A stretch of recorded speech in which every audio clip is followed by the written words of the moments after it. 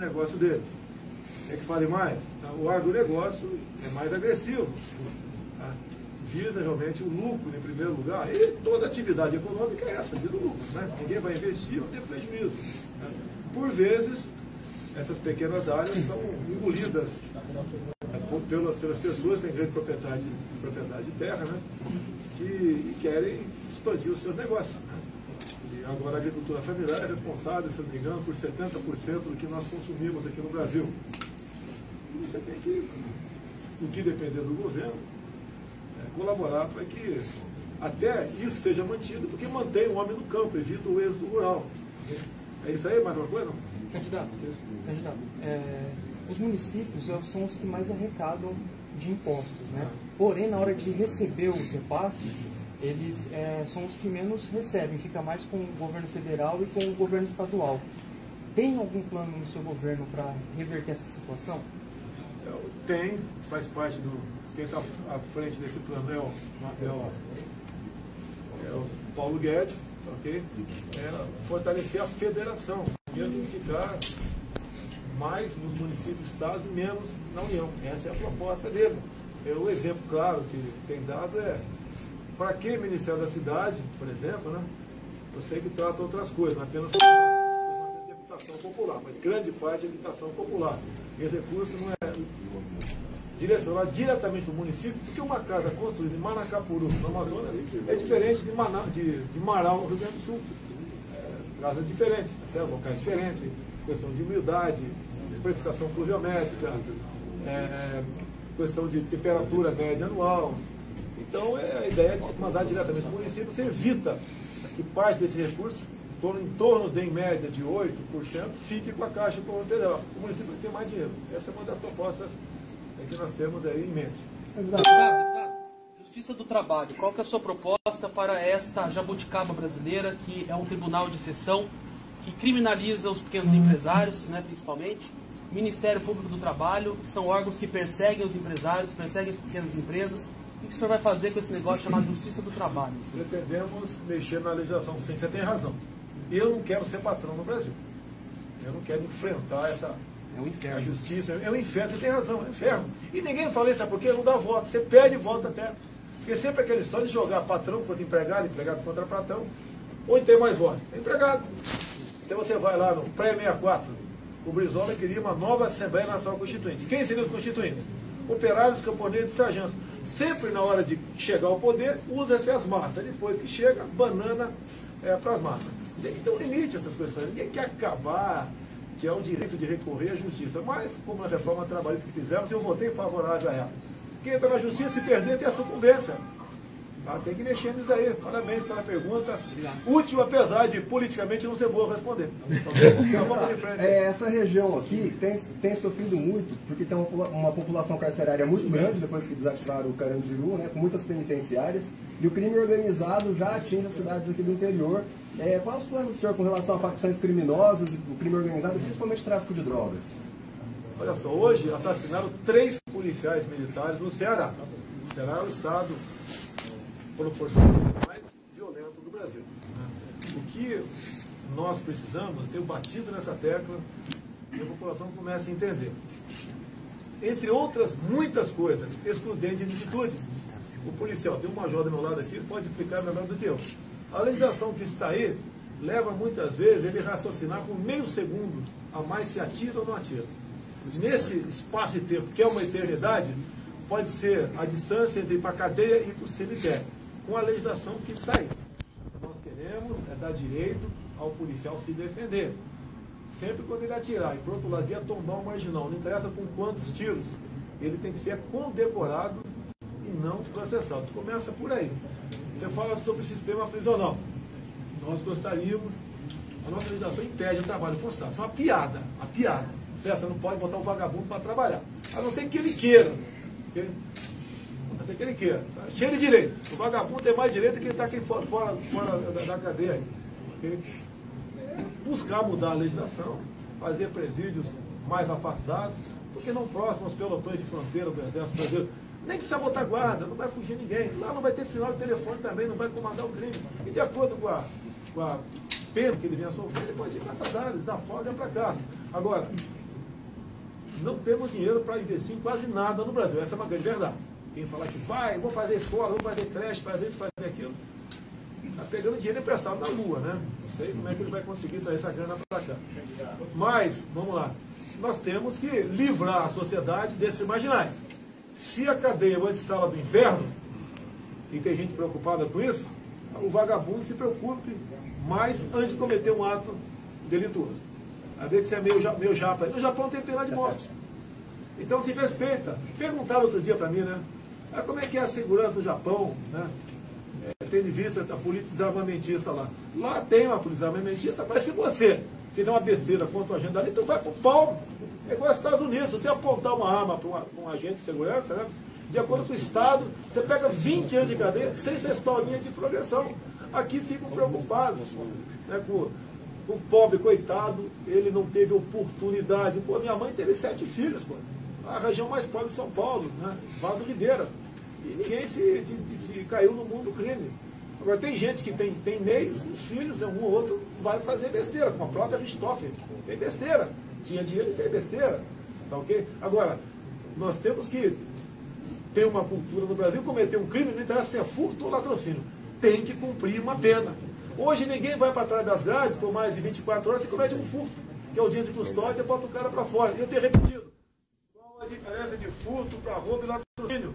É a oportunidade, é o momento. É você estar presente, né, como cidadão de bem na cena do crime. É a ação do criminoso que vai te abater mortalmente ou não. Por que prender o cara só quando ele comete um latrocínio e não quando comete um furto? Para encerrar essa parte, se quiser continuar, eu continuo. Inspirado na legislação americana, lá tem em muitos estados a lei dos 3 crimes, o elemento que comete 3 crimes, que sejam 3 furtos, ele vai para 25 anos de cadeia, sem progressão. Eu tenho um projeto de Brasília, se vai aprovar, não sei, pretendo aprovar um dia. A mesma lei americana, em vez de 25, 10 anos de cadeia. Cometeu 10 furtos, furtou 3 celulares, 10 anos de cadeia sem progressão. O elemento vai deixar de fazer besteira. Porque durante um furto pode acontecer um roubo e pode ser um latrocínio. Essa ação é delituosa. Aproveitando as teses delituosas, lá em Ministério o senhor falou que todos os seus filhos começaram a tirar a partir de 5 anos de idade com munição de verdade. O senhor encoraja isso? Coragem, sim. Sim. Não, coragem. Sim. Nós não podemos ter uma geração de covardes, de ovelhas, morrendo nas mãos de bandidos sem reagir. A realidade é muito diferente, né, da teoria que está aí. A própria Marina Silva fez aquela onda toda, uma entrevista nela da revista Marie Claire, desse ano. Ela disse que só não sofreu violência no campo porque tinha uma espingarda. Agora virou pacifista, para agradar um setor da sociedade. A arma de fogo, rouba-lenha até, né? Além de defender a sua vida, defende a liberdade do povo. Olha a Venezuela, 2012. O Lula participou lá, junto com o Chaves, numa política desarmamentista. O que acontece com o povo lá? É abatido quando vai em qualquer movimento. Fugindo para o Brasil agora. Mas é porque o senhor falou isso e a gente foi dar uma pesquisada no Estatuto da Criança e do Adolescente, estabelece que é crime vender, fornecer ainda gratuitamente, entregar de qualquer forma a criança ou adolescente a munição ou explosivo. Em 89 eu tinha 5 anos de idade, o ECA é de 90. Mas não, eu defendo que um pai ensine o que é uma arma de fogo para o filho, para que serve. Porque nas comunidades tem moleque de 8 anos de idade usando um fuzil maior do que ele, essa é uma realidade. Tá ok? Então não podemos produzir aqui uma geração de covardes, de submissos. Não podemos partir para esse tipo de política. Sempre se entregue, não reaja. Cada vez mais a bandidagem cresce. Se quisermos combater a violência, né, dentro de casa, eu defendo que cada cidadão de bem possa ter uma arma de fogo. Eu entendo, ele tem que mostrar para o filho dele que aquilo é uma arma. Até para o filho, se um dia achar, não saber o que é e fazer besteira com ela. Candidato, mudando de assunto, falando de emprego, em Araçatuba, por exemplo. Do trabalho, uma legislação bastante complexa e grande para você empregar uma pessoa, é um excesso de direito no Brasil. Para a Constituição só tem direito, não tem dever. Tem que começar a mudar isso daí. O empresariado tem dito para mim que o trabalhador vai ter que decidir um dia. Repito, o empresariado tem dito para mim que o trabalhador terá que decidir um dia menos direito de emprego ou todos os direitos de emprego.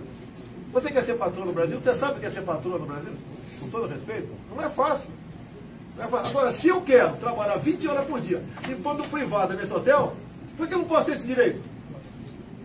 Por que tem que o Estado estar me tutelando? Se o Estado me dá emprego, então eu tenho que deixar eu procurar emprego, não interessa em quantas condições. Ninguém quer trabalho escravo, nem a escravidão, nem nada disso. Mas o Brasil está numa situação que a mão de obra é tão cara, os encargos trabalhistas são tão caros, que você produz aqui, a não ser os commodities, né, você raramente consegue botar de forma competitiva em lugar, em mercado nenhum do mundo. A questão da participação do senhor nos debates, principalmente de TV, estão confirmados? Não tem confirmação. De acordo com a política é momento, política não é matemática, né? Se eu achar que não devo comparecer, eu não vou comparecer, não tenho compromisso com ninguém. Eu vi uma pesquisa agora, não sei a fonte, né? Caso o Jair Bolsonaro não compareça a um debate, você assistirá sim ou não? 90% diz que não vai assistir. Então o que acontece? Eu vou querer cota de patrocínio, é isso? Eu tenho direito ou não? Pô, eu vendo, é verdade, pô. Você vai assistir o Roda Viva comigo, assistir o Globo News comigo, pô. Agora, nos debates, eu estou sem liberdade de dar uma resposta. Igual você perguntou da agricultura familiar, o garoto aqui, o jovem aqui do lado aqui.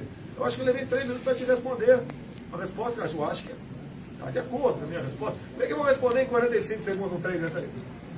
Não é a minha. Eu jogo futebol de campo e não salão.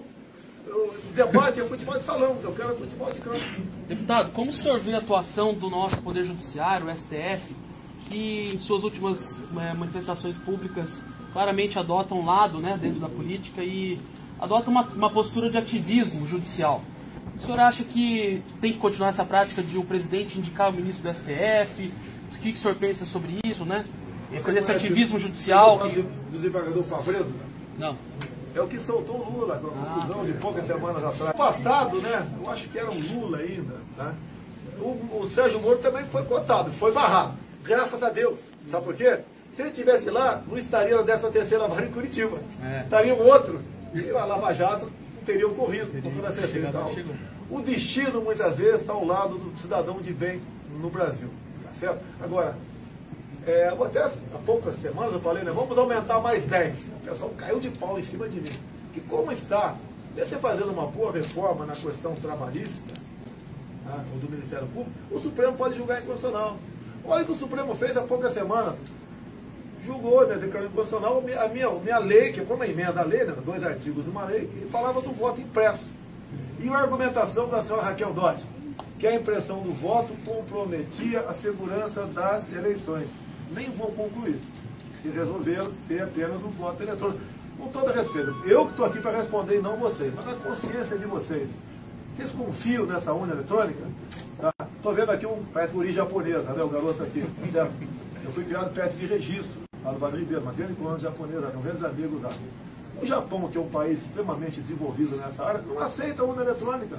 Porque nós, tupiniquim, temos que aceitar e falar que é legal. Pode haver fraude ou não. Não temos como comprovar que houve, nem como não houve. Tudo no Brasil é aparelhado. Tudo nós desconfiamos no Brasil. Não vamos desconfiar dessa maquininha da urna eletrônica?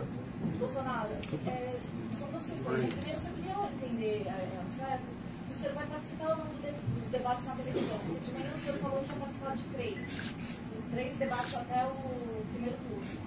E agora o senhor falou que política é o momento que se achar que não vai comparecer, o senhor não vai participar do debate. A outra é que a prisão é contestada no TSE, sob o argumento de que se eventualmente o senhor ganhar, o senhor vai poder exercer o mandato, porque o senhor já é réu em 2 vezes. E na semana que vem, na terça-feira, o Supremo vai julgar uma outra denúncia apresentada pela Procuradora-Geral da República. Eu queria saber qual a defesa que o senhor vai apresentar, qual a defesa jurídica que o senhor vai apresentar. Você é da Folha de São Paulo, por acaso? Não, São Paulo não. Mas o que é réu? Acho que alguém aqui já foi réu na vida, né? Foi absolvido. Querem me tirar no tapetão, no ativismo judicial? Sou réu por apologia ao estupro. Olha só, eu estou estimulando o estupro no Brasil. Olha que inversão de valores. Aquela deputada estava defendendo o estuprador Champinha, estuprador e homicida, em 2003. E quando, dado momento, ela me chama de estuprador, eu falo que não vou estuprar porque eu não merece. Pronto!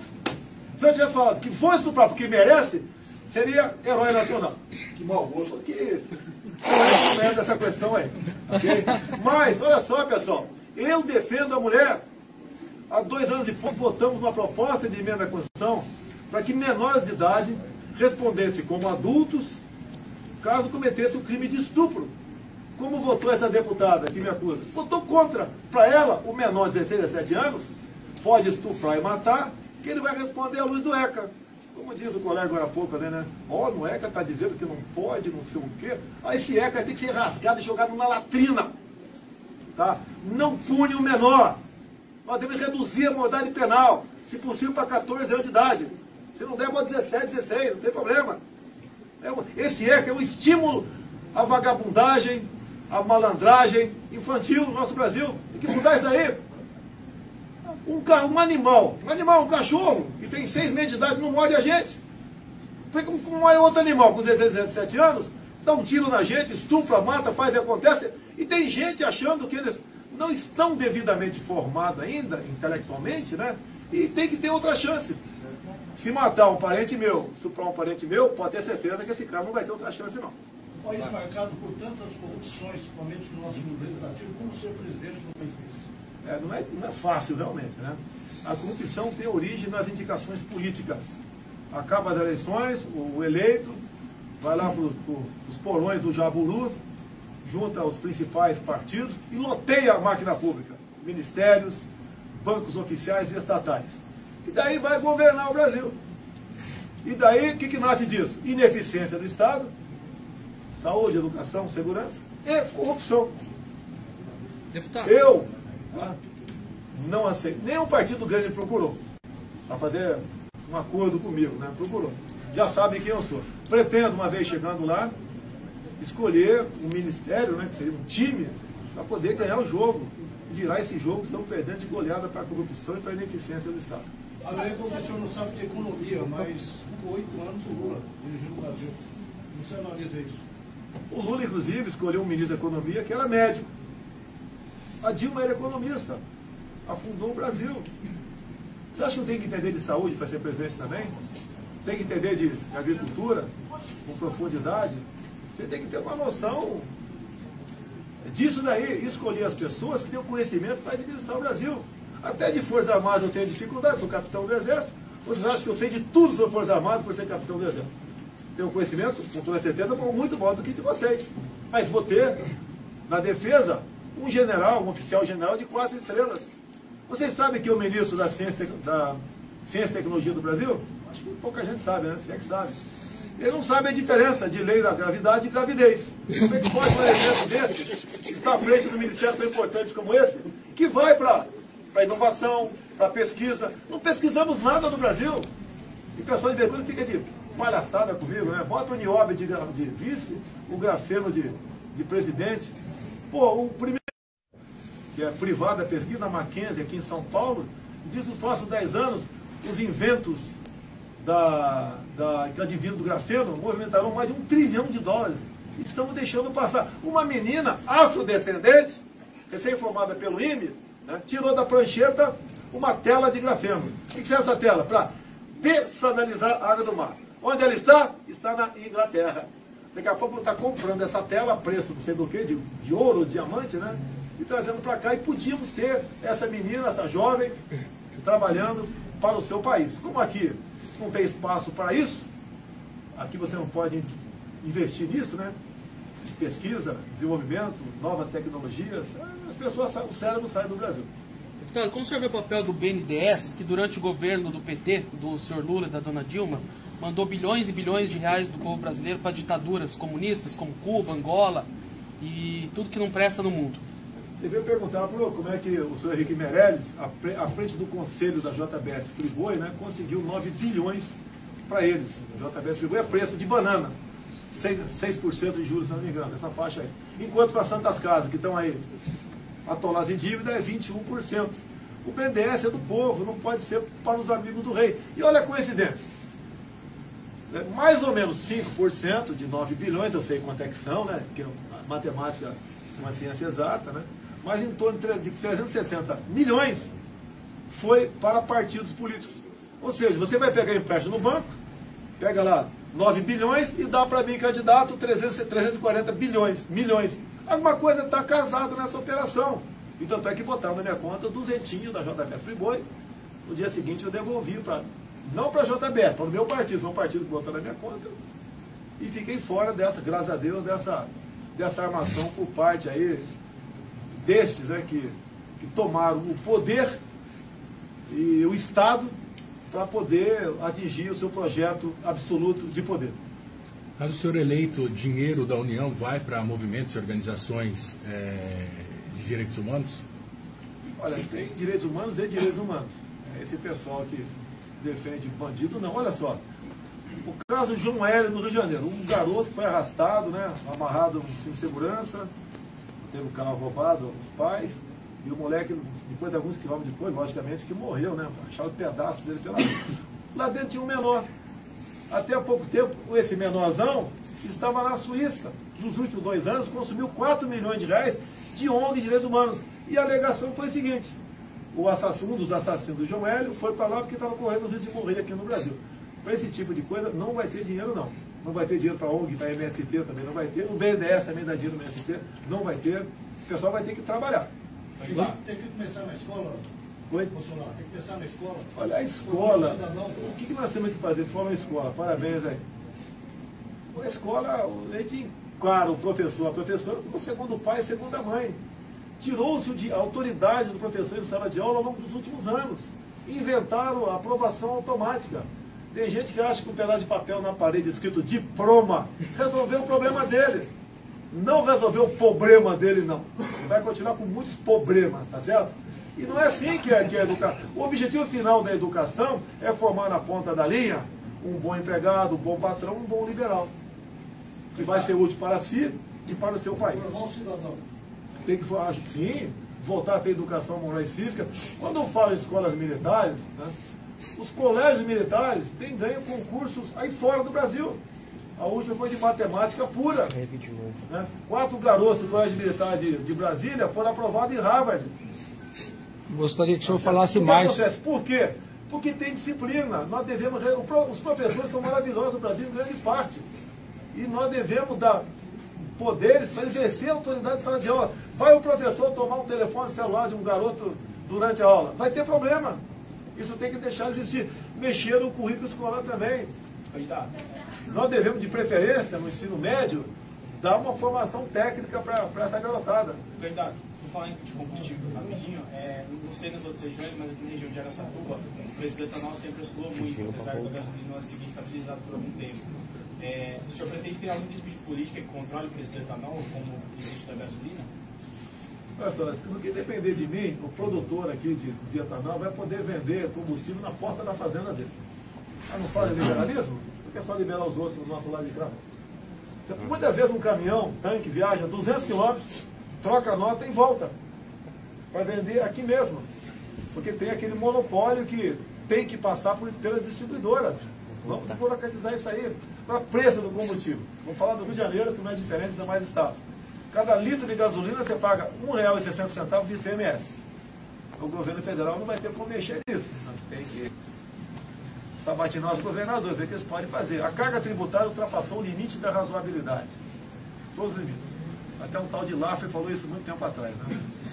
Sobre a escola militar ainda... O papel da Amazônia no desenvolvimento do Brasil, o papel da Amazônia, qual que é? Olha só, a Amazônia pode ser solução para o mundo e está sendo problemas para nós. No programa meu da Globo News, o momento mais importante foi quando eu perguntei para a senhora Mira Leitão se ela sabia do AAA. Ela balançou a cabeça afirmativamente.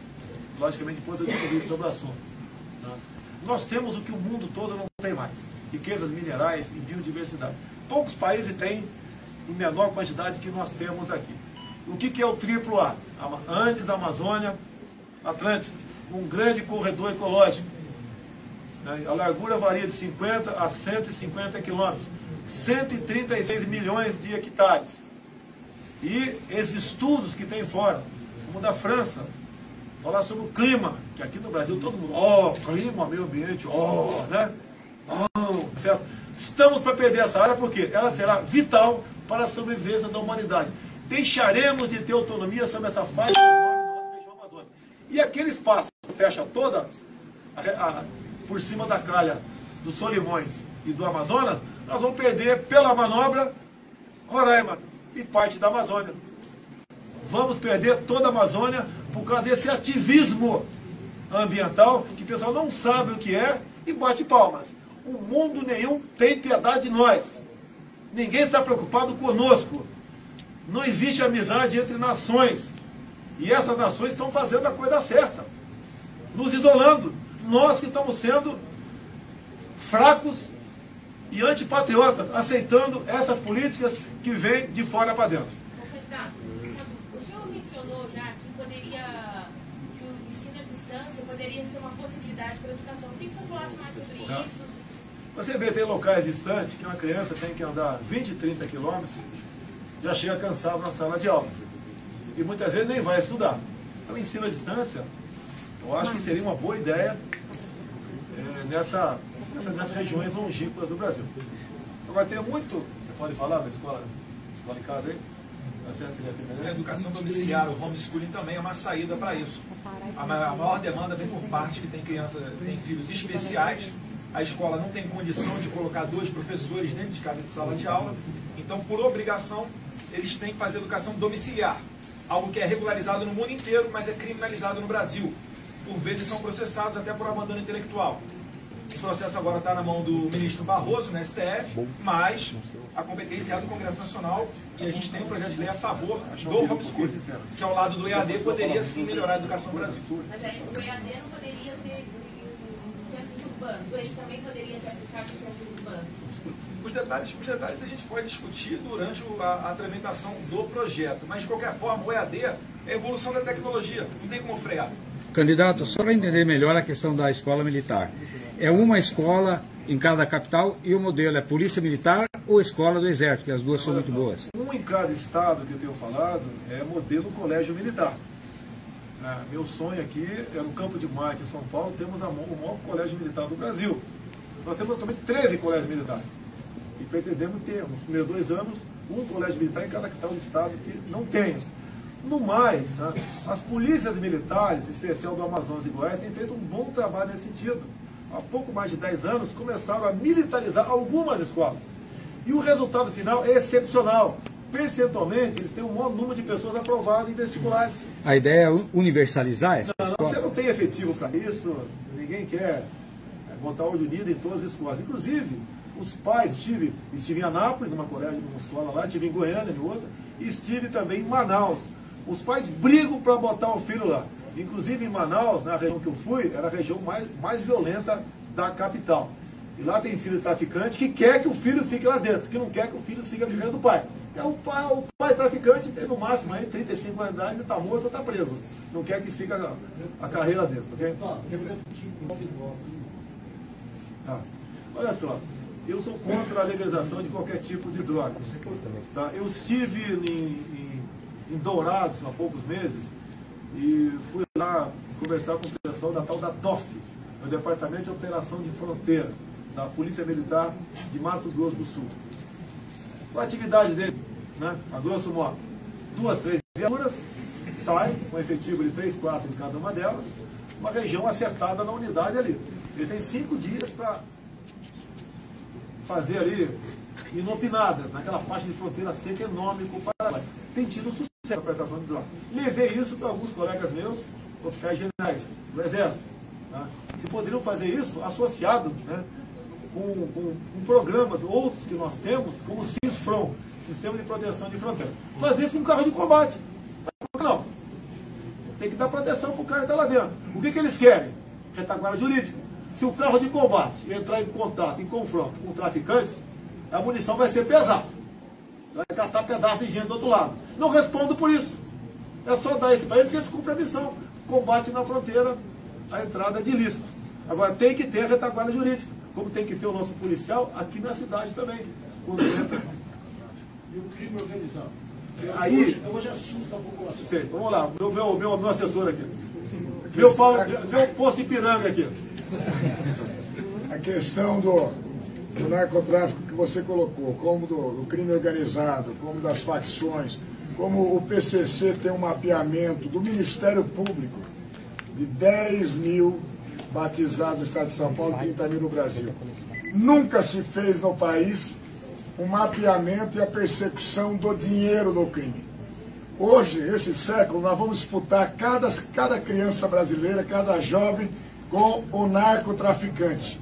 Os demais crimes, eles são para gerar recurso para o crime principal, que é o narcotráfico. Então, esse mapeamento que tem que ser feito pela polícia, pelo Ministério Público, pela Receita, pelas receitas que nunca foi feito. Já diz a Bíblia, se você não tem cabra, não dá para você vender leite. Tem um monte de gente no Brasil que vende leite e não mostra de onde vem as cabras. E lavando dinheiro do traficante, do criminoso organizado. Ou nós vamos achar que todo o dinheiro do tráfico, todo o dinheiro do crime organizado está dentro da cela do Marcola e presidente Venceslau. Não está. E é isso que o governo vai buscar, e por interesses que muita gente sabe, inclusive dentro da área política, em todos os poderes, inclusive no judiciário, não se busca nunca um mapeamento do dinheiro do criminoso. Se você não tirar o dinheiro da mão do criminoso, ele tem dinheiro para mandar matar o policial, o jornalista, aquele que está na rua, o cidadão, sequestra, mata. Então, nós temos que entrar na cadeia do dinheiro. Vamos enfrentar lá na ponta da linha. Quem está de fuzil, nós vamos estar de fuzil e muito mais. Mas se você não mapear o dinheiro do criminoso, você não vai chegar a nada. E aqui no Brasil, por isso que a segurança, nem a defesa interna não chega a nada. Presidente, sobre a Venezuela, um problema de natureza geopolítica e agora também social em Roraima. Como o governo do senhor pretende tratar e que maneira sua abordagem vai estar em linha ou não, em que medida com o governo Trump? Obrigado. Em 2016 estive em Boa Vista, em 2017 de novo. Meu filho esteve comigo a segunda vez, ele foi inclusive até Pacaraima. Recomendei não ir. Aí ele foi por questão de segurança. E eu fui quase impedido, não fui. O problema social veio lá de trás, não começou agora, igual eu estou vendo aqui, que você está com pouco cabelo na cabeça, né? Você não perdeu de ontem para hoje, foi perdendo ao longo do tempo. Essa questão da Venezuela, quando o Maduro, o Chaves, partiu realmente para o regime de exceção, com o apoio do PT, a elite econômica foi para Miami. Passou algum tempo, a classe média desceu para o Chile, para a Bolívia, e agora os pobres estão vindo para o Brasil. Se o Brasil fosse realmente um país democrático e tivesse isso como uma das suas âncoras, lá atrás, né, há 6, 7, 8 anos atrás, teríamos tomado posições econômicas contra a Venezuela. Teríamos chamado o embaixador para cá e teríamos pressionado a Venezuela para entrar nessa linha. Mas fez exatamente o contrário. Leia o livro do Pepe Mujica, isso vale para uma matéria de uma página para vocês. Leio apenas 2 páginas. Pepe Mujica, ex-presidente do Uruguai, que integrante do Foro de São Paulo. Páginas 198 e 199. Ele conta nessas 2 páginas como afastar o Paraguai para que então entrasse a Venezuela do Mercosul. E ele termina que Dilma Rousseff, para esse caso, né, entre outros, sempre tomou decisões de Estado ouvindo dentro do Palácio do Planalto as inteligências cubana e venezuelana, assessorada pela ABIN. Precisa falar mais alguma coisa? É a mesma coisa que Benjamin Netanyahu, Israel, tomar decisões de Estado ouvindo o Hamas e o Fatah.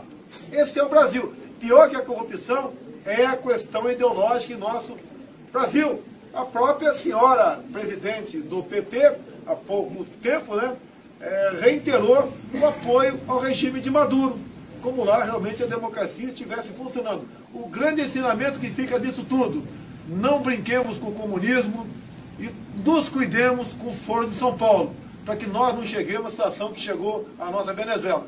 Porque para nós, para fugir, tinha fugir para onde? Vai faltar toco de bananeira para ir para os Estados Unidos. Deputado, concessões de TV e rádio são hoje uma prerrogativa do Estado brasileiro, né? O senhor concorda com essa visão de que o Estado que deve permitir uma emissora de funcionar, ou o senhor acredita numa visão mais de livre mercado, em que cada um pode ter a sua televisão, sua rádio, independente de uma licença do governo, como é nos Estados Unidos? Se você fica dependente do governo, você vai publicar o que eu quero. É o que acontece. Tem jornais que me atacam diuturnamente. A Val é fantasma. Dia 10 de janeiro descobriram que a Val é fantasma. Daí a gente vai nos anais da Câmara, boletim administrativo, ela está de férias entre 23 de janeiro e 23 de dezembro, 23 de janeiro. Não era fantasma, estava de férias, não interessa saber onde ele estava. Mas bate na questão, porque tem algum interesse. Tá? As concessões também fazem parte do interesse. mais do que concessão, né? É a questão do aporte de recursos do orçamento, verba publicitária, né? Verba publicitária. Tem empresa aí que está ganhando muito mais do que diz, do que reza a mídia técnica. No que depender de mim, mídia técnica, de todos vocês, que não dá concessão, dá o direito para explorar. E com toda certeza, se você começa a não vender a verdade, o povo não compra mais teu jornal, não assiste mais tua televisão, ou não ouve mais teu rádio. Candidato, tem uma pergunta aqui. Hoje no Brasil é investido 4 vezes mais no ensino superior do que no ensino básico. E muitas vezes esse dinheiro é usado para projetos ridículos no ensino superior.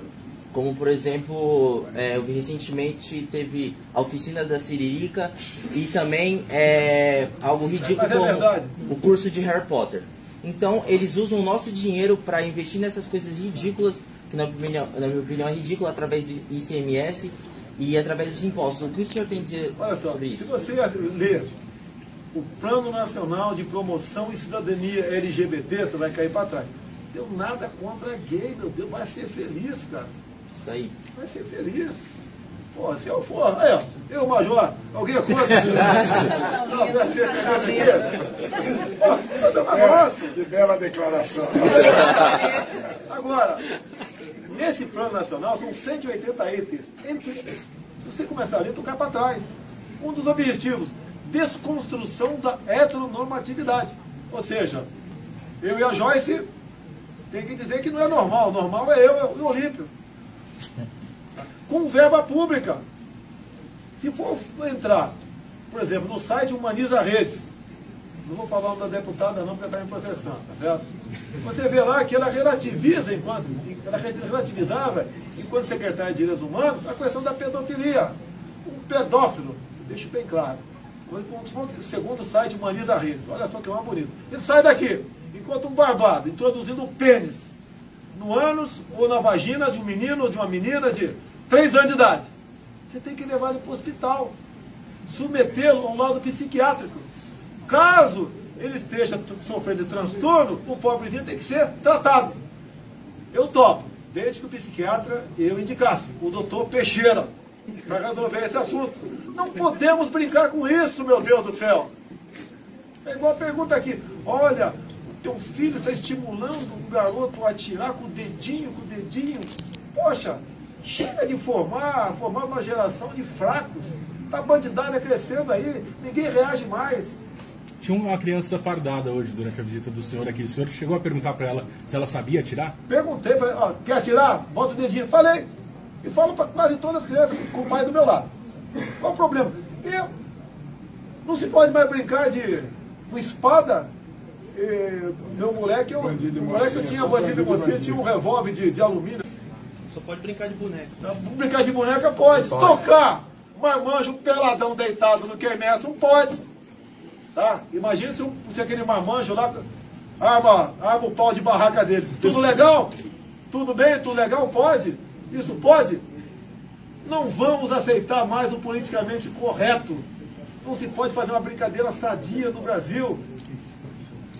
Vamos mudar não vamos aceitar essa cultura. A cultura do brasileiro é reagir ao que há de errado e não aceitar. Vamos mudar isso daí, pessoal. Deputado, geopolítica. Tá bom, né? 40 minutos já? 45. Tá bom aí, pessoal? Tá bom. Geralmente é uma família que gerencia tudo aquilo, raramente com poucos empregados. Tem o Pronaf, o Pronai, se quiser que eu fale sobre qualquer um deles, levar avante esse projeto. É um pessoal que basicamente é fruticultura, legumes, verduras, mandioca, um pouco de milho, café, e eles produzem para si e parte, né, e vende, e isso faz parte do negócio deles. Quer que fale mais? O agronegócio é mais agressivo, tá? Visa realmente o lucro em primeiro lugar, e toda atividade econômica é essa, visa o lucro, né? Ninguém vai investir, não tem prejuízo. Né? Por vezes, essas pequenas áreas são engolidas pelas pessoas que têm grande propriedade de terra, né? Que querem expandir os seus negócios. Né? E agora a agricultura familiar é responsável, se não me engano, por 70% do que nós consumimos aqui no Brasil. E você tem que no que depender do governo, colaborar para que até isso seja mantido, porque mantém o homem no campo, evita o êxodo rural. É isso aí, mais uma coisa? Candidato, os municípios são os que mais arrecadam de impostos, né? Porém, na hora de receber os repasses, eles são os que menos recebem, fica mais com o governo federal e com o governo estadual. Tem algum plano no seu governo para reverter essa situação? Tem, faz parte do... Quem está à frente desse plano é o Paulo Guedes, ok? Fortalecer a federação. O dinheiro tem que ficar mais nos municípios, estados e menos na União. Essa é a proposta dele. O exemplo claro que tem dado para que Ministério da Cidade, por exemplo, né? Eu sei que trata outras coisas, não apenas de habitação popular, mas grande parte de habitação popular. Esse recurso não é direcionado diretamente para o município, porque uma casa construída em Manacapuru, no Amazonas, é diferente de Marau, no Rio Grande do Sul. Casas diferentes, tá certo? Locais diferentes, questão de humildade, precipitação pluviométrica, questão de temperatura média anual. Então, a ideia é de mandar diretamente para o município, você evita que parte desse recurso, em torno de, em média, de 8%, fique com a Caixa Econômica Federal. O município vai ter mais dinheiro. Essa é uma das propostas que nós temos aí em mente.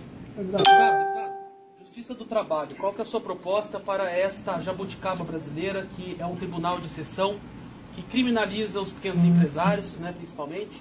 Ministério Público do Trabalho, são órgãos que perseguem os empresários, perseguem as pequenas empresas. O que o senhor vai fazer com esse negócio chamado Justiça do Trabalho? Pretendemos mexer na legislação, sim, você tem razão. Eu não quero ser patrão no Brasil. Eu não quero enfrentar essa... É um inferno. A justiça é um inferno, você tem razão, é um inferno. E ninguém fala isso, sabe por quê? Não dá voto, você pede voto até. Porque sempre aquela história de jogar patrão contra empregado, empregado contra patrão, onde tem mais votos? É empregado. Então você vai lá no pré-64, o Brizola queria uma nova Assembleia Nacional Constituinte. Quem seriam os constituintes? Operários, camponeses e sargentos. Sempre na hora de chegar ao poder, usa-se as massas. Depois que chega, banana para as massas. Então limite essas questões. Ninguém quer acabar, que é o direito de recorrer à justiça. Mas, como a reforma trabalhista que fizemos, eu votei favorável a ela. Quem entra na justiça se perder tem a sucumbência. Tá? Tem que mexer nisso aí. Parabéns pela pergunta. Útil, apesar de politicamente não ser boa responder. Então, vamos em frente. Essa região aqui tem sofrido muito, porque tem uma população carcerária muito grande, depois que desativaram o Carandiru, né, com muitas penitenciárias, e o crime organizado já atinge as cidades aqui do interior. Quais os planos do senhor com relação a facções criminosas, o crime organizado, principalmente tráfico de drogas? Olha só, hoje assassinaram 3 policiais militares no Ceará. O Ceará é o estado proporcionalmente mais violento do Brasil. O que nós precisamos, eu tenho batido nessa tecla, e a população começa a entender. Entre outras muitas coisas, excludente de licitude. O policial, tem um major do meu lado aqui, ele pode explicar melhor do que eu. A legislação que está aí leva muitas vezes ele raciocinar por meio segundo a mais se atira ou não atira. Nesse espaço de tempo, que é uma eternidade, pode ser a distância entre ir para a cadeia e para o cemitério, com a legislação que está aí. Nós queremos dar direito ao policial se defender. Sempre quando ele atirar e por outro lado ia tombar o marginal, não interessa com quantos tiros, ele tem que ser condecorado e não processado. Começa por aí. Você fala sobre o sistema prisional. Nós gostaríamos, a nossa legislação impede o trabalho forçado. Isso é uma piada, Certo? Você não pode botar um vagabundo para trabalhar, a não ser que ele queira. Okay? A não ser que ele queira. Tá? Cheio de direito. O vagabundo tem mais direito que ele está aqui fora da cadeia. Okay? Buscar mudar a legislação, fazer presídios mais afastados, porque não próximos aos pelotões de fronteira do Exército Brasileiro. Nem precisa botar guarda, não vai fugir ninguém. Lá não vai ter sinal de telefone também, não vai comandar o crime. E de acordo com a pena que ele venha sofrer, ele pode ir para essas áreas, desafoga para cá. Agora, não temos dinheiro para investir em quase nada no Brasil. Essa é uma grande verdade.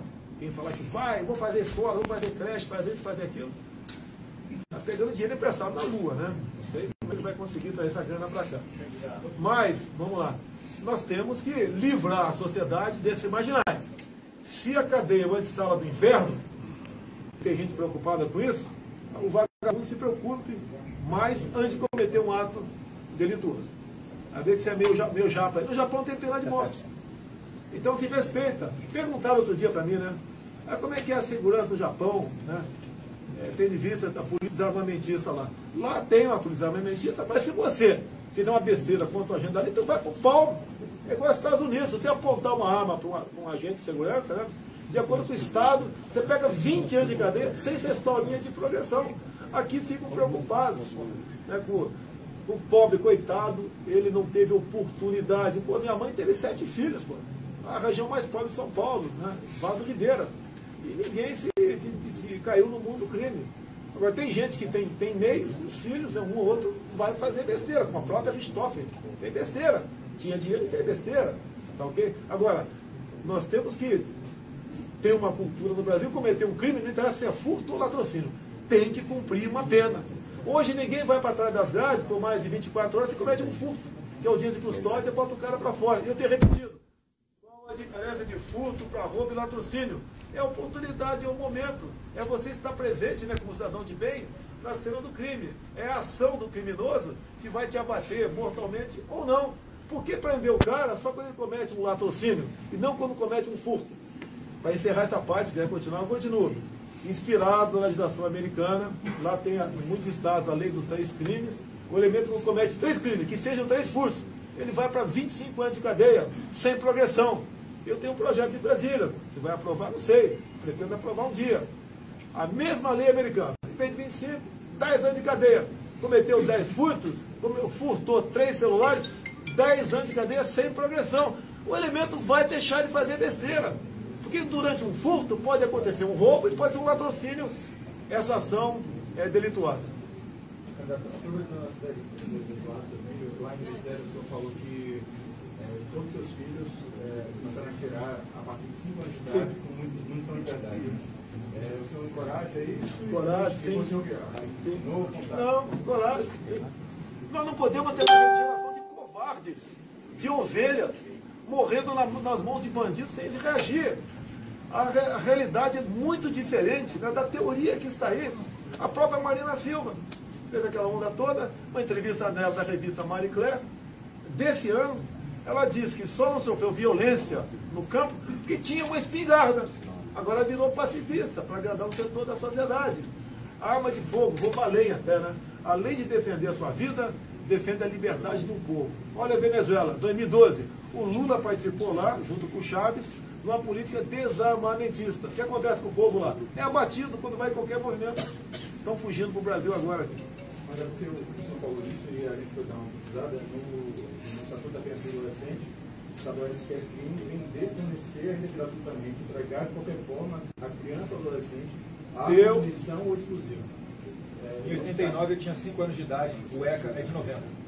Mas não, eu defendo que um pai ensine o que é uma arma de fogo para o filho, para que serve. Porque nas comunidades tem moleque de 8 anos de idade usando um fuzil maior do que ele, essa é uma realidade. Tá ok? Então não podemos gerar produzir aqui uma geração de covardes, de submissos. Não podemos partir para esse tipo de política. Sempre se entregue, não reaja. Cada vez mais a bandidagem cresce. Se quisermos combater a violência, né, dentro de casa, eu defendo que cada cidadão de bem possa ter uma arma de fogo. Eu entendo, ele tem que mostrar para o filho dele que aquilo é uma arma. Até para o filho, se um dia achar, não saber o que é e fazer besteira com ela. Candidato, mudando de assunto, falando de emprego, em Araçatuba, por exemplo. Trabalho, uma legislação bastante complexa e grande para você empregar uma pessoa. É um excesso de direito no Brasil. Para a Constituição só tem direito, não tem dever. Tem que começar a mudar isso daí. O empresariado tem dito para mim que o trabalhador vai ter que decidir um dia. Repito, o empresariado tem dito para mim que o trabalhador terá que decidir um dia menos direito de emprego ou todos os direitos de emprego. Você quer ser patrão no Brasil? Você sabe o que é ser patrão no Brasil? Com todo respeito? Não é fácil. Não é fácil. Agora, se eu quero trabalhar 20 horas por dia e pôr no privado nesse hotel, por que eu não posso ter esse direito? Por que tem que o Estado estar me tutelando? Se o Estado não me dá emprego, então ele tem que deixar eu procurar emprego, não interessa em que condições. Ninguém quer trabalho escravo, nem a nada escravidão, nem nada disso. Mas o Brasil está numa situação que a mão de obra é tão cara, os encargos trabalhistas são tão caros, que você produz aqui, a não ser os commodities, né, você raramente consegue botar de forma competitiva em lugar, em mercado nenhum do mundo. A questão da participação do senhor nos debates, principalmente de TV, estão confirmados? Não tem confirmação. De acordo com a política é momento, política não é matemática, né? Se eu achar que não devo comparecer, eu não vou comparecer, não tenho compromisso com ninguém. Eu vi uma pesquisa agora, não sei a fonte, né? Caso o Jair Bolsonaro não compareça a um debate, você assistirá sim ou não? 90% diz que não vai assistir. Então o que acontece? Eu vou querer cota de patrocínio, né? Tem direito ou não? Pô, eu vendo, não é verdade, pô. Eu só assisti o Roda Viva comigo, assisti o Globo News comigo, pô. Agora, nos debates, eu estou sem liberdade de dar uma resposta. Igual você perguntou da agricultura familiar, o garoto aqui, o jovem aqui do lado aqui. Eu acho que eu levei 3 minutos para te responder. A resposta, eu acho que está de acordo com a resposta. Como é que eu vou responder em 45 segundos um trem desse aí? Não é a minha. Eu jogo futebol de campo e não salão. O debate é futebol de salão, eu quero futebol de campo. Deputado, como o senhor vê a atuação do nosso Poder Judiciário, o STF, que em suas últimas manifestações públicas claramente adota um lado, né, dentro da política e adota uma postura de ativismo judicial? O senhor acha que tem que continuar essa prática de o presidente indicar o ministro do STF? O que o senhor pensa sobre isso, né?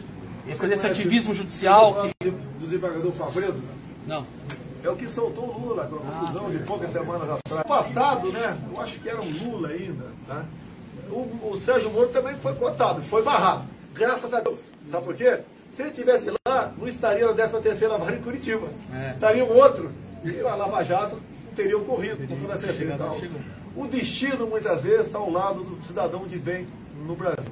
Tá certo? Agora, até há poucas semanas eu falei, né? Vamos aumentar mais 10. O pessoal caiu de pau em cima de mim. Que como está, mesmo fazendo uma boa reforma na questão trabalhista, né, ou do Ministério Público, o Supremo pode julgar inconstitucional. Olha o que o Supremo fez há poucas semanas. Julgou, né, declarou inconstitucional a minha lei, que foi uma emenda à lei, né, 2 artigos de uma lei, que falava do voto impresso. E a argumentação da senhora Raquel Dodge, que a impressão do voto comprometia a segurança das eleições. Nem vou concluir. E resolveram ter apenas um voto eletrônico. Com todo respeito, eu que estou aqui para responder e não vocês, mas a consciência de vocês. Vocês confiam nessa urna eletrônica? Tá? Estou vendo aqui parece guri japonesa, né? O garoto aqui. Certo? Eu fui criado perto de Registro, lá no Vale Ribeiro, uma grande colônia japonesa, com grandes amigos lá. O Japão, que é um país extremamente desenvolvido nessa área, não aceita a urna eletrônica. Porque nós, tupiniquim, temos que aceitar e falar que é legal. Pode haver fraude ou não. Não temos como comprovar que houve, nem como não houve. Tudo no Brasil é aparelhado. Tudo nós desconfiamos no Brasil. Não vamos desconfiar dessa maquininha da urna eletrônica? Bolsonaro, são 2 questões. Primeiro, eu só queria entender, certo, se o senhor vai participar ou não dos debates na televisão. Porque de manhã o senhor falou que ia participar de 3 debates até o primeiro turno. E agora o senhor falou que política é o momento que se achar que não vai comparecer, o senhor não vai participar do debate. A outra é que a candidatura do senhor é contestada no TSE, sobre o argumento de que se eventualmente o senhor ganhar, o senhor vai poder exercer o mandato, porque o senhor já é réu em 2 vezes. E na semana que vem, na terça-feira, o Supremo vai julgar uma outra denúncia apresentada pela Procuradora-Geral da República. Eu queria saber qual a defesa que o senhor vai apresentar, qual o jurídico que o senhor vai apresentar. Você ainda foi em São Paulo, por acaso? Não, São Paulo não. Mas o que é réu? Acho que alguém aqui já foi réu na vida, né? Foi absolvido. Querem me tirar no tapetão, no ativismo judicial? Sou réu por apologia ao estupro. Olha só, eu estou estimulando estupro no Brasil. Olha que inversão de valores. Aquela deputada estava defendendo o estuprador Champinha, estuprador e homicida, em 2003. E quando, dá momento, ela me chama de estuprador, eu falo que não vou estuprar porque eu não mereço. Pronto! Se eu tivesse falado que vou estuprar porque merece, seria herói nacional. Que mau gosto aqui. Não é dessa questão aí. Okay? Mas, olha só, pessoal. Eu defendo a mulher. Há 2 anos e pouco, votamos uma proposta de emenda à Constituição para que menores de idade respondessem como adultos caso cometesse o crime de estupro. Como votou essa deputada que me acusa? Votou contra. Para ela, o menor de 16 a 17 anos pode estuprar e matar, que ele vai responder à luz do ECA. Como diz o colega agora há pouco, né? Ó, no ECA está dizendo que não pode não sei o quê. Aí esse ECA tem que ser rasgado e jogado numa latrina. Tá? Não pune o menor. Nós devemos reduzir a mortalidade penal, se possível para 14 anos de idade. Se não der, pode 17, 16, não tem problema. Esse é um estímulo à vagabundagem, à malandragem infantil no nosso Brasil. Tem que mudar isso daí. Um animal, um cachorro, que tem 6 meses de idade, não morre gente. Como é outro animal com 16, 17 anos, dá um tiro na gente, estupra, mata, faz e acontece. E tem gente achando que eles não estão devidamente formados ainda, intelectualmente, né? E tem que ter outra chance. Se matar um parente meu, estuprar um parente meu, pode ter certeza que esse cara não vai ter outra chance, não. Um país marcado por tantas corrupções, principalmente no nosso mundo legislativo, como ser presidente de um país desse? Não é fácil, realmente, né? A corrupção tem origem em indicações políticas. Acaba as eleições, o eleito vai lá para os porões do Jaburu, junta os principais partidos e loteia a máquina pública, ministérios, bancos oficiais e estatais. E daí vai governar o Brasil. E daí que nasce disso? Ineficiência do Estado, saúde, educação, segurança e corrupção. Deputado. Eu não aceito. Nenhum partido grande procurou para fazer um acordo comigo, né? Procurou. Já sabe quem eu sou. Pretendo, uma vez chegando lá, escolher um ministério, né, que seria um time, para poder ganhar o jogo. E virar esse jogo, então, para a gente olhar para a corrupção e para a ineficiência do Estado. A lei como o senhor não sabe de economia, mas por 8 anos o Lula dirigindo o Brasil. Você analisa isso? O Lula, inclusive, escolheu um ministro da Economia que era médico. A Dilma era economista. Afundou o Brasil. Você acha que tem que entender de saúde para ser presidente também? Tem que entender de agricultura, com profundidade? Tem que ter uma noção disso daí. Escolher as pessoas, o conhecimento para administrar o Brasil. Até de Forças Armadas eu tenho dificuldade, sou capitão do Exército. Vocês acham que eu sei de tudo sobre Forças Armadas, sou capitão do Exército? Tenho conhecimento, com toda certeza, muito maior do que de vocês. Mas vou ter, na defesa, um general, um oficial general de estrelas. Vocês sabem que o ministro da Ciência e Tecnologia do Brasil? Acho que a gente sabe, né? Você é que sabe. Ele não sabe a diferença de lei da gravidade e gravidez. Como é que pode um evento desse estar à frente do ministério tão importante como esse, que vai para inovação, para pesquisa? Não pesquisamos nada no Brasil. E pessoal de vergonha fica de palhaçada comigo, né? Bota o nióbio de vice, o grafeno de presidente. Pô, o primeiro, que é privado da pesquisa, a Mackenzie, aqui em São Paulo, diz nos próximos 10 anos, os inventos que advindo do grafeno movimentarão mais de $1 trilhão. Estamos deixando passar. Uma menina afrodescendente, recém-formada pelo IME, né, tirou da prancheta uma tela de grafeno. Para que serve essa tela? Para dessanalizar a água do mar. Onde ela está? Está na Inglaterra. Daqui a pouco está comprando essa tela a preço, não sei do que, de ouro, diamante, né? E trazendo para cá. E podíamos ter essa menina, essa jovem, trabalhando para o seu país. Como aqui não tem espaço para isso, aqui você não pode investir nisso, né? Pesquisa, desenvolvimento, novas tecnologias. As pessoas, o cérebro sai do Brasil. Deputado, como o senhor vê o papel do BNDES, que durante o governo do PT, do senhor Lula e da dona Dilma, mandou bilhões e bilhões de reais do povo brasileiro para ditaduras comunistas como Cuba, Angola e tudo que não presta no mundo? Devia perguntar como é que o senhor Henrique Meirelles, à frente do conselho da JBS Friboi, né, conseguiu 9 bilhões para eles. A JBS Friboi é preço de banana, 6% de juros, se não me engano, essa faixa aí. Enquanto para Santas Casas, que estão aí atoladas em dívida, é 21%. O BNDES é do povo, não pode ser para os amigos do rei. E olha a coincidência. Mais ou menos 5% de 9 bilhões, eu sei quanto é que são, né? Porque a matemática é uma ciência exata, né? Mas em torno de 360 milhões foi para partidos políticos. Ou seja, você vai pegar empréstimo no banco, pega lá 9 bilhões e dá para mim, candidato, 340 milhões. Alguma coisa está casada nessa operação. Então, é que botaram na minha conta 200 da JBS Friboi. No dia seguinte eu devolvi não para a JBS, para o meu partido, foi um partido que botou na minha conta. E fiquei fora dessa, graças a Deus, dessa armação por parte aí destes, né, que tomaram o poder e o Estado para poder atingir o seu projeto absoluto de poder. Caso o senhor eleito, o dinheiro da União vai para movimentos e organizações de direitos humanos? Olha, tem direitos humanos e direitos humanos. Esse pessoal que defende bandido, não. Olha só, o caso de João Hélio no Rio de Janeiro, um garoto que foi arrastado, né, amarrado sem segurança, teve o carro roubado, pais, e o moleque, depois de alguns quilômetros depois, logicamente, que morreu, acharam pedaços dele pela vida. Lá dentro tinha um menor. Até há pouco tempo, esse menorzão estava na Suíça. Nos últimos 2 anos, consumiu 4 milhões de reais de ONG de direitos humanos. E a alegação foi a seguinte: um dos assassinos do João Hélio foi para lá porque estava correndo o risco de morrer aqui no Brasil. Para esse tipo de coisa, não vai ter dinheiro, não. Não vai ter dinheiro para a ONG, para a MST também não vai ter. O BNDES também dá dinheiro no MST, não vai ter. O pessoal vai ter que trabalhar.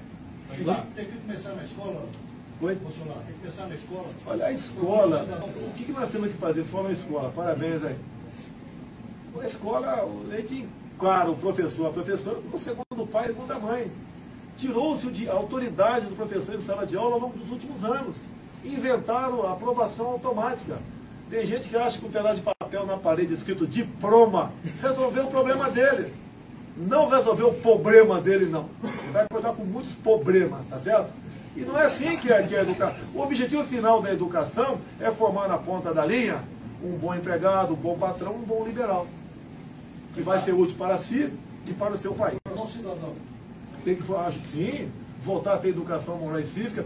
Quando eu falo em escolas militares, né, os colégios militares têm ganho concursos aí fora do Brasil. A última foi de matemática pura. Né? 4 garotos do colégio militar de Brasília foram aprovados em Harvard. Gostaria que o senhor falasse mais. Acontece? Por quê?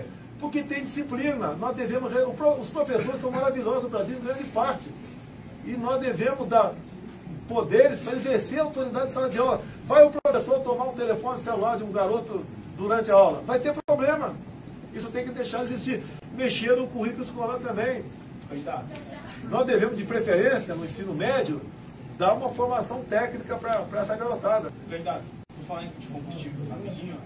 Não sei nas outras regiões, mas na região de Araçatuba, o preço do etanol sempre oscilou muito, apesar da gasolina ser estabilizada por algum tempo. O senhor pretende criar algum tipo de política que controle o preço do etanol, como existe da gasolina? Olha só, no que depender de mim, o produtor aqui de etanol vai poder vender combustível na porta da fazenda dele. Não fala em liberalismo? Porque é só liberar os outros do nosso lado de cá. Muitas vezes um caminhão, tanque, viaja 200 quilômetros, troca a nota e volta. Vai vender aqui mesmo. Porque tem aquele monopólio que tem que passar pelas distribuidoras. Vamos burocratizar isso aí. Para preço do combustível. Vamos falar do Rio de Janeiro, que não é diferente dos demais estados. Cada litro de gasolina você paga R$ 1,60 de ICMS. O governo federal não vai ter como mexer nisso. Tem que sabatinar os governadores, ver o que eles podem fazer. A carga tributária ultrapassa o limite da razoabilidade. Todos os limites.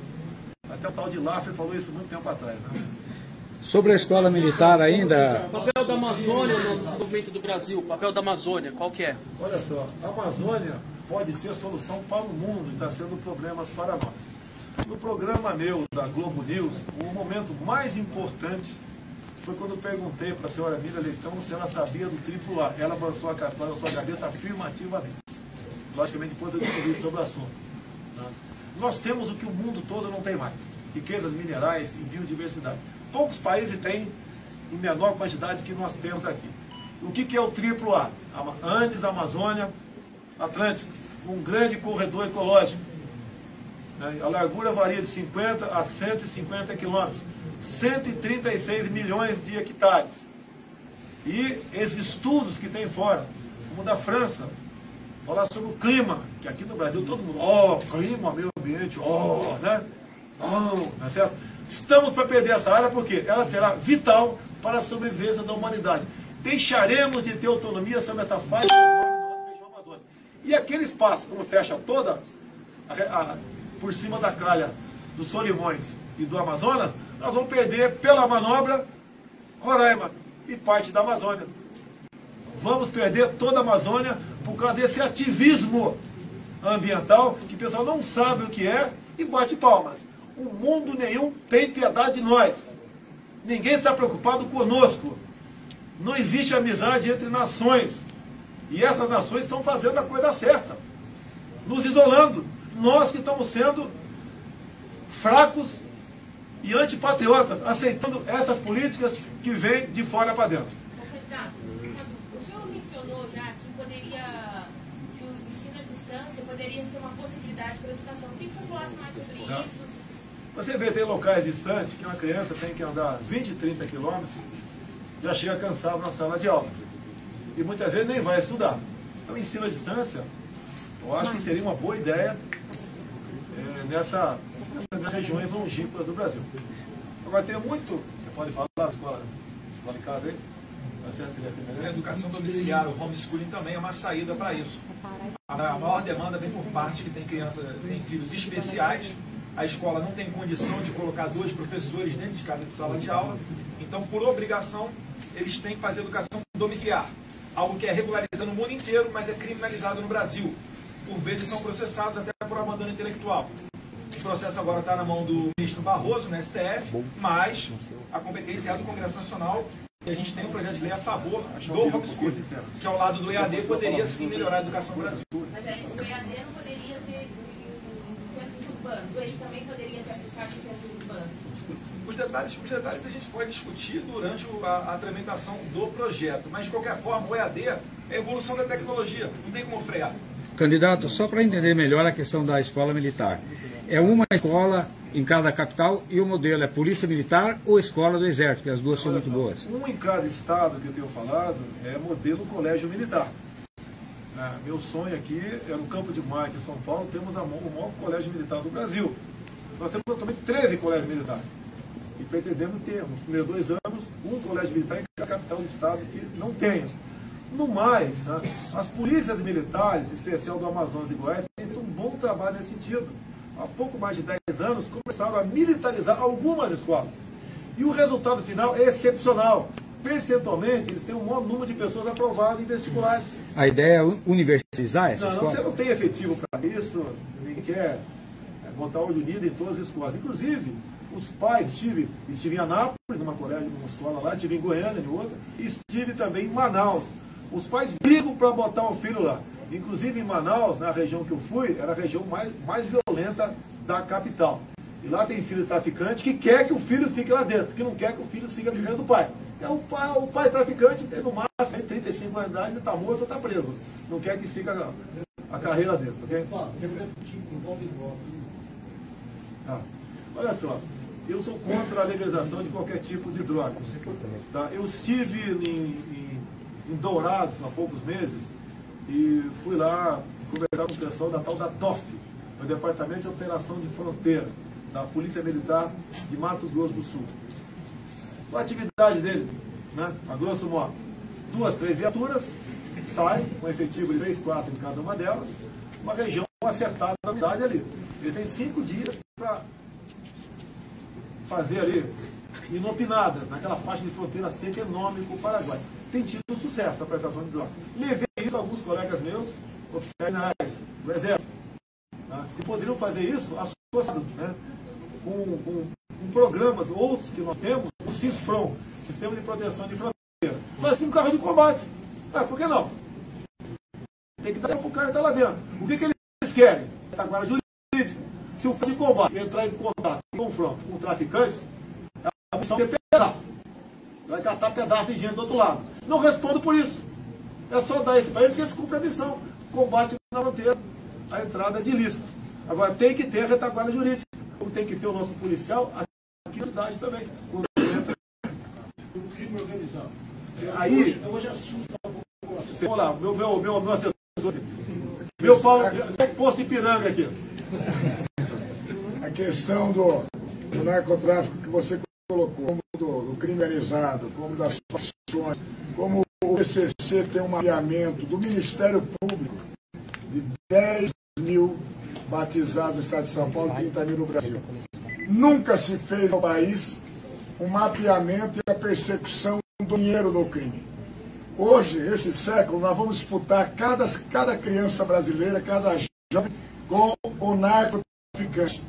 Os demais crimes, eles são para gerar recurso para o crime principal, que é o narcotráfico.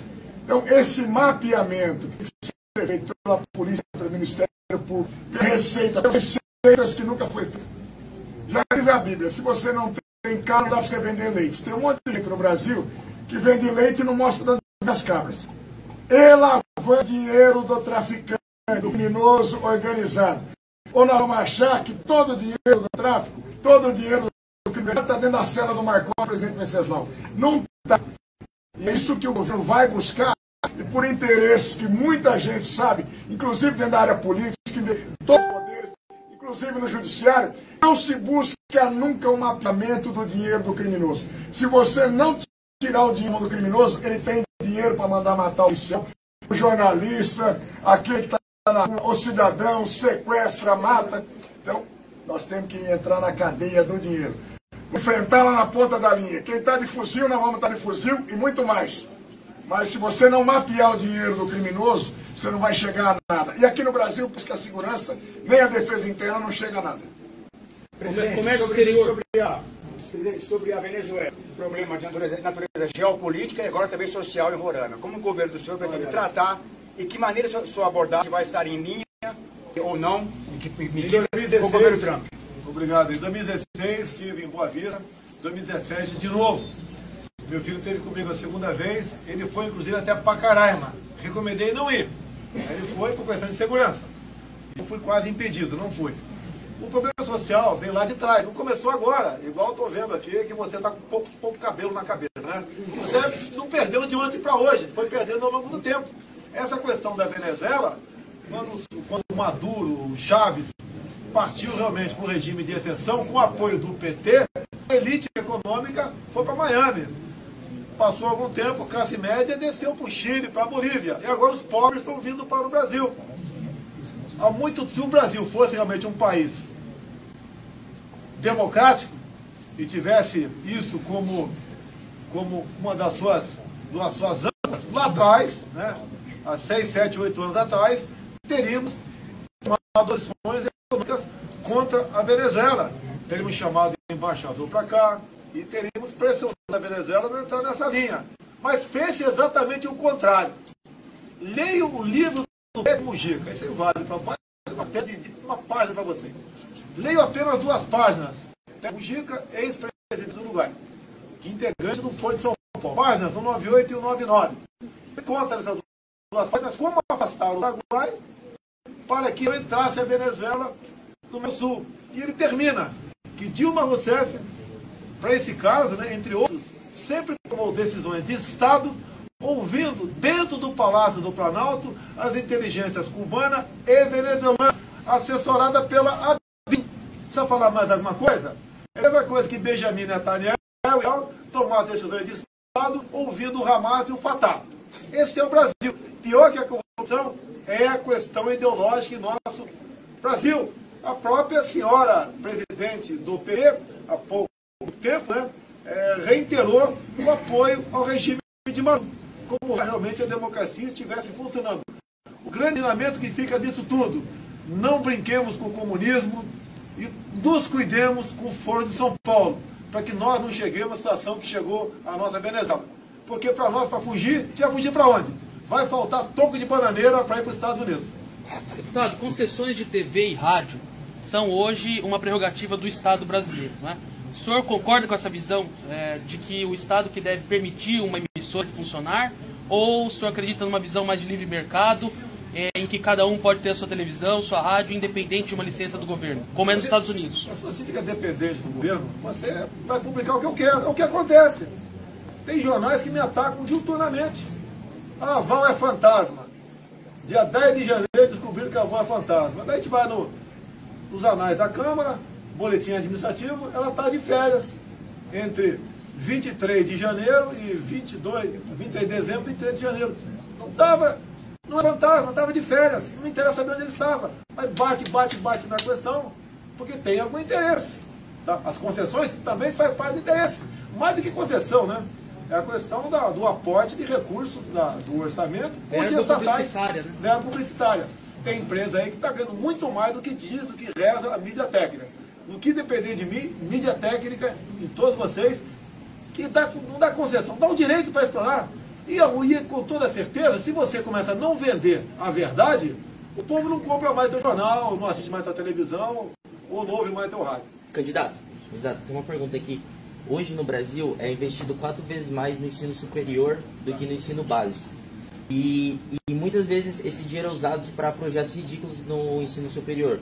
Como, por exemplo, eu vi recentemente teve a oficina da Siririca e também algo ridículo como o curso de Harry Potter.